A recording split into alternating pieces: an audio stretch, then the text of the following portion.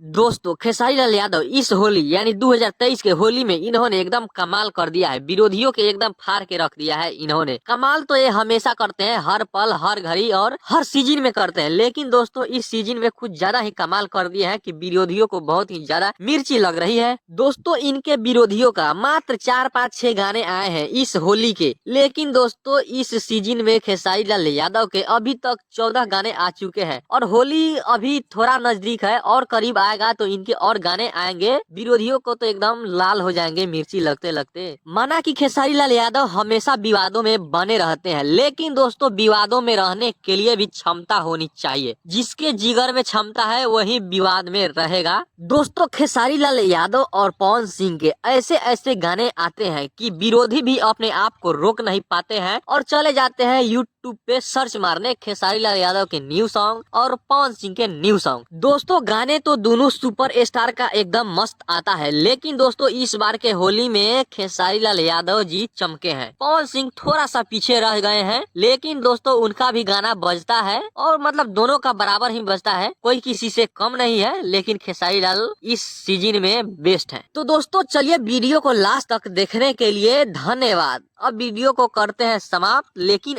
आप अगर खेसारी लाल यादव के जिगरी फैन हैं तो इस वीडियो को लाइक करके प्लीज चैनल को सब्सक्राइब जरूर करें। धन्यवाद।